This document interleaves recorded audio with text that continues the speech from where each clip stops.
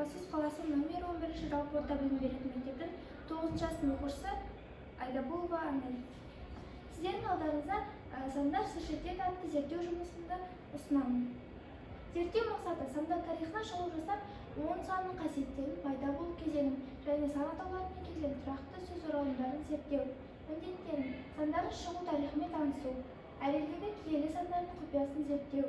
Сандардың құпиясын зерттеу арқылы ғылыми болжамдармен салыстыру. Ғылыми болжамдармен салыстыра келе нөл санын алсақ, нөл абсолюттік символ, шексіздік белгісі. Географиялық болжам бойынша бұл сан сақина тарысы және де дөңгелек сәжісі белгіленеді. Бір саны Алла жалғыз, бірлік, Алладан басқа тәңір жоқ деген мағынаны білдіреді. Екі санына көптеген мысалдар келтіруге болады. Мысалға ай мен күн, жақсы мен жаман, күн мен түн және тағы басқалар. Үш саны да басқа сандар сияқты қасиетті сандардың бірі. Мысалға ақыл, жүрек, тіл, кіші жүз, орта жүз, ұлы жүз, өткен шақ, осы шақ, келер шақ деген сияқты мысалдар келтіре аламыз. Төрт саны тұрақтылық, беріктік, әділдік, тың белгісі. Бес саны тіл, дін, тарих, дәстүр, атамекенмен байланысты.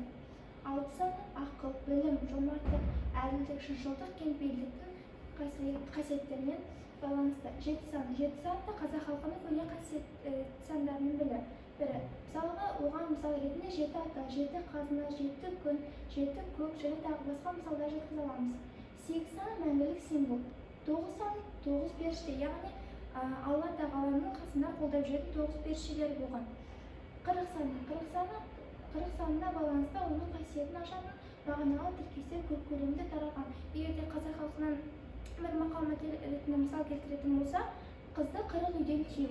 60 саны Вавилон аңыздарында бұл сан үлкен мәнге ие. Оны олар Құдай саны деп есептеген. 10 саны үйлесімділік пен рухани толғаудың бейнесі болып саналады. 12 саны тек қана қазақ халқында ғана емес, басқа елдерде де қасиетті сан болып есептеледі. Мысалға оған 12 ай, 12 жыл, 12 қарақшы, 12 сағат деген сияқты мысалдар келтіре аламыз. 13 саны бұл қазақ халқында мүшел жас. 13 санды ота өзі деп ер балаларды артақ тұтқан. Зерттеу жобаларында адамның өз саны және де ай ішіндегі сәтті күндері болады. 27 қаңтар 2004 жылы туған адамды алсақ, ең алдымен сандардың күндерді қосып алғалы 2007-ні қосылсақ 9 шығады. Айды қосып алғалы 1-ді шығады, жылды қосып алғалы 24 шығады. Кейін осы күнді, айды, жылдың қосындыларын 6-ға қосып 16 санын шығарамыз. 1 мен 6-ның қосындысынан нәтижесінде 7 саны пайда болады.